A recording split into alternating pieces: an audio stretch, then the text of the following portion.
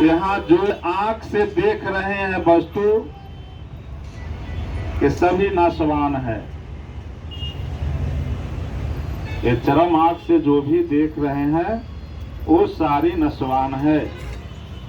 अभी हम लोग जय गुरुदेव महाराज के बताए युक्ति को हम लोग किए, सुमरन ध्यान भजन।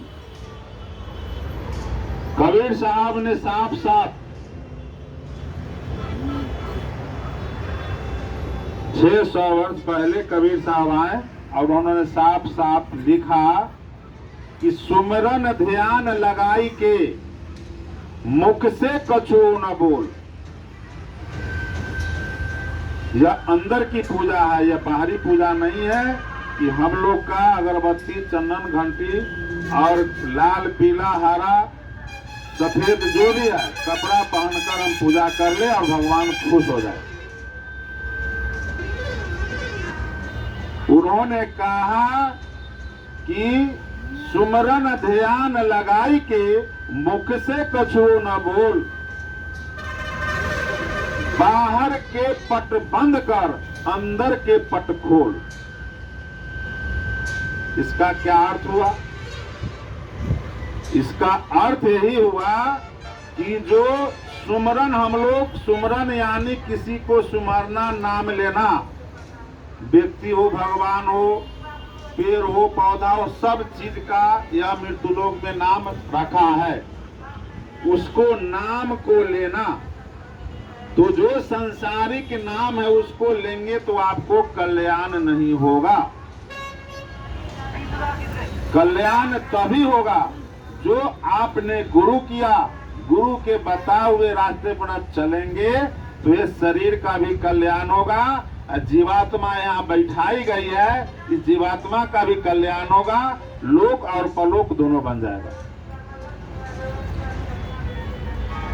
तो सुमरन हम लोग का कैसे करना है? सुमरन ध्यान लगाई के मुख से कछु न बोल। जो आप सुमरन समय जब बैठते हैं, प्रेमियों ध्यान से सुनिए, जब सुमरन में बैठते हैं तो किसको सुमरते हैं आप? गुरु महाराज ने जिस समय आपको नाम दान दिए, नाम बख्शिश दिए, उस रूप को आपको अंदर में लाना है। और इसको अंदर में ये दोनों आंख के मध्य भाग में तीसरी आंख है जिसको ज्ञान चक्षु कहा जाता है, तीसरा नेत्र कहा जाता है, छठा चक्र कहा जाता है। वहां पर इसको बैठाइए और बैठा करके उस माला पर हर मन का पर उस नाम को जो बताया गया उसको रखिए।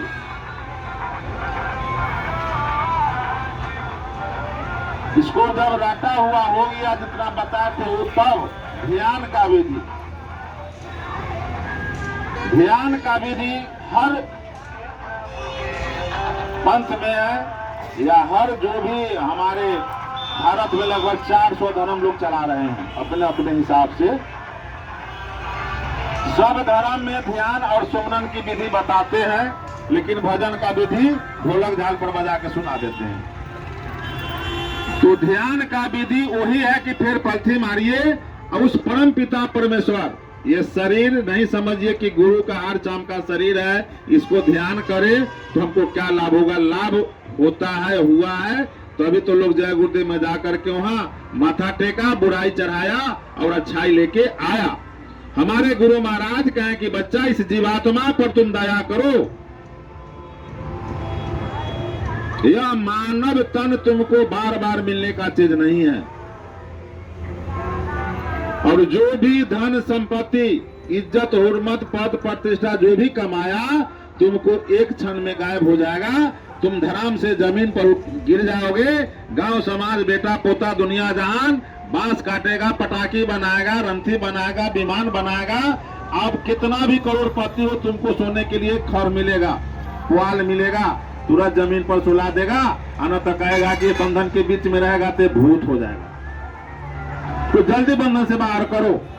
इस शरीर का भाई मेरी यही गति होता है, यहाँ का नियम यही है, यहाँ का कानून यही है, हम वही करेंगे, आप वही कीजिएगा। इस बात को याद दिलाकर गुरु महाराज कहते हैं कि बच्चा, इस जीवात्मा पर तुम दया करो।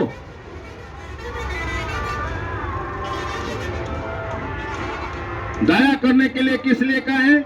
यह सुंदर अनमोल शरीर तुमको बार बार मानव का मिलने का नहीं है। इसमें दरवाजा है, उस दरवाजा घाट पर बैठो सुबह शाम, उस परमात्मा को याद करो। इसके लिए तुमको नहाने का जरूरत नहीं है, धुआने का जरूरत नहीं है, टीका चंदन का जरूरत नहीं है, तुमको फूल पत्ती का जरूरत नहीं है, घंटा शंख का जरूरत नहीं है। 2 बजे रात के बाद 6 बजे से पहले नित्य क्रिया करके गोर हाथ धो के तुम बैठ जाओ। ऐसा बुझाता है तो तुम करो, नहीं तो आंख मुंह धो करके बैठ जाओ। और यही कहें कि सुमरन ध्यान लगाई के मुख से कछुओ न बोल।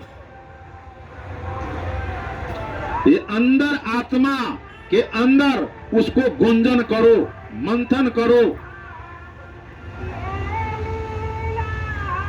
गोस्वामी जी ने रामायण में लिखा है कि अति रगर अनल सन होई। अगर प्रतिदिन रगड़ोगे, प्रतिदिन उस पर जब तुम मंथन करोगे तो एक दिन न एक दिन जैसे चंदन में रगड़ से अग्नि प्रकट हो जाता है, उसी अंदर में तुम्हारा भगवान प्रकट इस शरीर के अंदर में होंगे। यह शरीर के अंदर में 56 करोड़ देवी देवता का वास है। हर अंग में, हर सूत्र में, हर हड्डी में भगवान है। लेकिन खोजने को तरीका यदि आपको मालूम होगा तभी तो आप खोज सकते हैं। अब खोजने के लिए आपको गुरु चाहिए। संसारिक ज्ञान के लिए जैसे मास्टर चाहिए। अगर मास्टर न हो, किताब में पढ़ाई नहीं कराया हो, या फिर हमारे माता पिता संसारिक ज्ञान नहीं देंगे तो संसारिक चीज को नहीं पहचान पाएंगे। यहाँ तक कि चचा पितिया भाई बहन इसको भी नहीं पहचान पाएंगे, क्योंकि पहचान मातारी बाप कराता है। और संसारिक ज्ञान जो भौतिक गुरु होते हैं, टीचर होते हैं, मास्टर होते हैं, वो देते हैं। उसी प्रकार आध्यात्मिक ज्ञान 2 तरह की विद्याएं होती है, एक अपरा विद्या होता है, एक परा विद्या होता है। अपरा विद्या यानी संसारिक ज्ञान, पढ़ लिख के डॉक्टर, इंजीनियर, बहुत बड़े पद ओहदा वाले, मुख्यमंत्री, प्रधानमंत्री, जो भी बनना है पढ़ लिख के उन्होंने, यहाँ तक कि वक्ता भी पढ़ाई लिखाई करके किताबी ज्ञान से कितने जगह 10 लाख 20 लाख जा करके प्रवचन करके पैसा हसूद के लाते हैं, प्रेम बोले कि उससे कल्याण नहीं होता है। क्योंकि गीता और रामायण का जब समय था तो उससे कल्याण हुआ। अगर उससे कल्याण का जब उनका शक्ति कम गया, सतयुग का जब शक्ति कमने लगा तो त्रेता आया, त्रेता का जब शक्ति कमने लगा तो द्वापर आया, द्वापर का जब शक्ति कम गया तो कलयुग आया। इस कलयुग में ही संत महात्मा को समय दिया गया जीवात्मा को चेता करके अपने अविनाशी देश ले जाने के लिए। 3 युग में कहा है कि सतयुग द्वापर त्रेता बीता, कोई न जाने शब्द के रीता। शब्द क्या है? यह कलयुग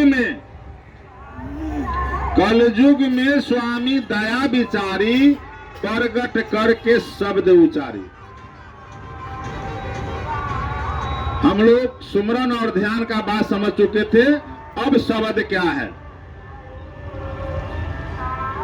शब्द जो अभी हम लोग कान में उंगली डाल के सुनने के जो प्रयास किया, शब्द कहिए, नाम कहिए, जो कहिए, संत महात्मा ने उनको शब्द भी कहा है और नाम भी कहा है। इस पर हमारे कबीर साहब ने कहा है कि पोथी पढ़ी पढ़ी जगमुआ, पंडित भाया न कोए, 2.5 अक्षर प्रेम का पढ़े से पंडित होए।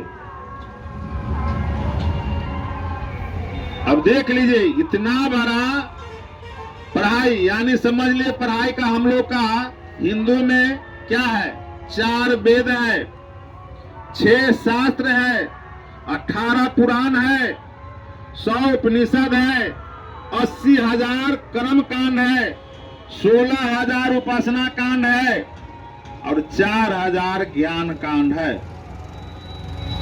अब सोच सकते हैं कि कितना जन्म लेकर पढ़ेगा जो उसका ज्ञान हो सकता है। ये सोचने की बात है कि इतना पढ़ने के लिए, एक किताब पढ़ने के लिए तो जीवन बीत जाता है और वो बड़ी महान व्यक्ति बन जाता है संसार में। और इतना जब पढ़ेगा तो उसको समय भी नहीं है, उतना जीवित भी नहीं रहेगा। तो संत महात्मा क्या करते हैं, सभी का निचोड़ अपने शक्ति द्वारा, अपने शक्ति से नाम को जगाते हैं और नाम के जगा करके उस नाम में शक्ति बढ़ते हैं। और केवल रामायण में गोस्वामी जी लिखे हैं कि कलयुग केवल नाम आधारा, सुमरि सुमरि नर भव उतर ही पारा। जग जो पूजा त्योहार, मूर्ति पूजा, जो भी है पूजा, उस सब को एक तरफ समेट के रख दिए और कहें कि कलयुग में इतना मन मलिन होगा, इतना आदमी के छल प्रपंच होगा, इतना घटिया किस्म के काम करेगा कि पूजा होने का तो सवाल ही नहीं है, भक्ति करने का सवाल ही नहीं है। उन्होंने सारे को एक तरफ करके कहे कि सिर्फ नाम।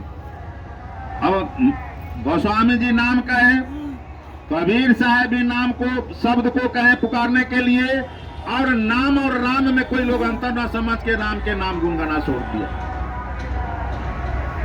अब राम के जब गुण गाना शुरू कर दिया तो काल का पूजा हो गया। इसमें साफ साफ गोस्वामी जी ने लिखा है कि राम न सकिए नाम गुण गाई, संतन को दर्शाना रे। ब्रह्म राम से नाम निनारा, रामायण बखाना रे। 14 भुवन सब काल के फेरे,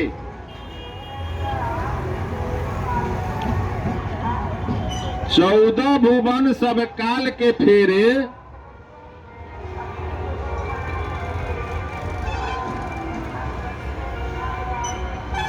सतगुरु से कोई संत जन मिले, दृढ़ नाम बख्शाना रे। उन्होंने अपने तपस्या के बल से 1554 ईस्वी में उनका जन्म हुआ और उन्होंने 30 साल के 25 साल के अंदर में उन्होंने प्रभु प्राप्ति किया और उन्होंने एक घट रामायण लिखे। घट यानी ये शरीर, ये अवघट यानी ये गर्दन से ऊपर के अवघट कहा गया है, घट के नीचे ये घट कहा गया है, गर्दन के नीचे। उन्होंने कहा कि घट में ही सारी देवता देवी हैं, तुम खोजो और हर जगह तुमको दर्शन देंगे। इस मस्तक को उन्होंने ब्रह्मांड कहा। ये जो ध्यान का जो प्रक्रिया हम लोग किए और भजन का जो प्रक्रिया किए, भजन शब्द और नाम का जो बात अभी लाए, तो उन्होंने नाम यानी शब्द, शब्द यानी नाम, नामी जो अविनाशी पुरुष है, सतलोक के जो वासी हैं, अलख और अगम के जो वासी हैं, उन्हीं को कहा गया है। जो सारे जीवात्माएं चर अचर पूरे ब्रह्मांड में अभी 8 अरब जनसंख्या मानव का हो गया है। पूरे विश्व में लगभग 8 अरब जनसंख्या हो गया है। और सूरदास का भविष्यवाणी है कि 6 अरब के बाद और जनसंख्या तो दुनिया, सारी दुनिया का प्रलय पड़ा जाएगा। तो उस नाम धुन को सुनना, शब्द शब्द को सुनना ही नाम है और नाम को सुनना ही शब्द है। तो 2.5 अक्षर प्रेम का पढ़े से पंडित हुए। जब कबीर साहब ने कहा कि कौन ऐसा, ये 4 वेद 6 7 18 पुराण, इतना कर्म कांड और उपनिषद और ज्ञान कांड, इतना कौन पढ़ पाएगा।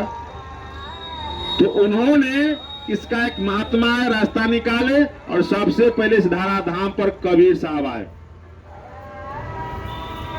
उन्होंने प्रेमियों साहेब नाम से जगाए। नाम जो है, नाम का क्या महिमा है, जय गुरुदेव क्यों बोलना चाहिए, जय गुरुदेव से क्या भला है, जय गुरुदेव है क्या,